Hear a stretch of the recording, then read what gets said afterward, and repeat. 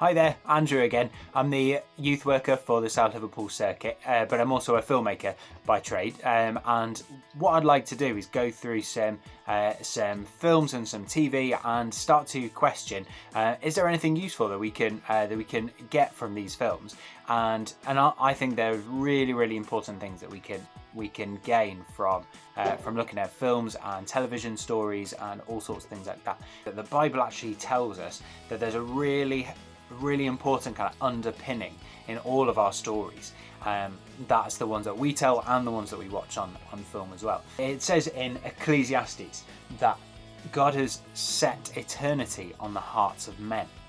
Now that means that God has put in the very deepest part of us, into our very blueprint, a longing for eternity.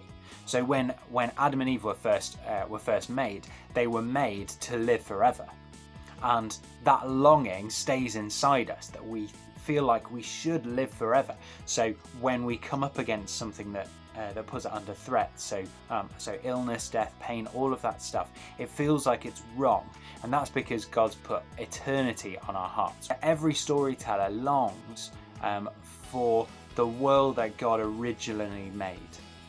So even if we just take this verse at surface level, that God has put eternity on our hearts, we want to live forever, we want to avoid death, and we want to make the most of life and take advantage of it.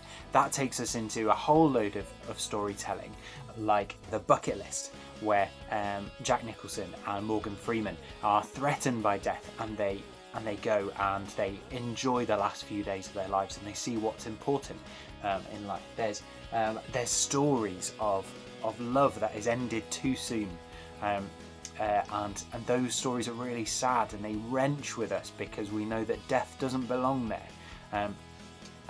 And stories about longing that death didn't exist in the world, that cut down heroes in their prime, like $1 Million Baby. So there's loads and loads of films, and I'm sure you can think of some as well, where death comes and they cut something short, and that's a really sad ending to a film, because we know deep down eternity is on our hearts, so death doesn't belong. Okay, but if we widen that out a little bit more, God has put eternity on our hearts, and He's put on our hearts how God intended the world to be. So number one, He intended us to live forever, but it's wider than that. God's world was wider than that. He intended us to know where we belonged. So we look at stories like Toy Story, where they have Andy written on the soles of their feet. They know who they belong to, and they have a place that they belong. And stories like Frozen, where Elsa doesn't really fit in.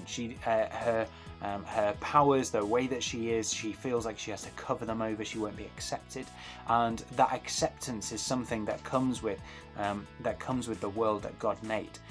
We have stories where we long for stable relationships, like any teen drama you can think of, or Friends, where Ross and Rachel on again, off again, on again, off again. Like they're looking for that certainty, that strong relationship, and that strong relationship was there when God made the world, and that's how He intends the world to be. And we see that in all sorts of stories. And also what we had when God created the world was a world of truth, where we knew what things were. So many stories are about finding truth, finding the way the world is, like Inception, a really exciting story where He's looking for the real world. He's looking for the truth in His existence. But underpinning everything is that happily ever after that God gives us with the world that He originally made, and the way that He intends the world to be. And there's so many stories that finish with a happily ever after. I'm sure you can think of loads of them. Try and think of 5. That can be your task this week. Try and think of 5 films that finish with they lived happily ever after. All right. But this is one of my favourites. If you haven't seen it, give it a watch because it's brilliant. Everything goes against these two people, against Wesley and Princess Buttercup, but all the time they're striving, they're really pushing the whole time to find each other and to live out their happily ever after together, and that is what we're hunting for in all of our storytelling, isn't it, really? So yeah, if you can think of this week five films with a happily ever after ending, and also have a think about stories that are about avoiding death or enjoying life, about finding a place where you belong, lots of teen dramas and things. Have a think about finding stable relationships, and about finding truth in the world.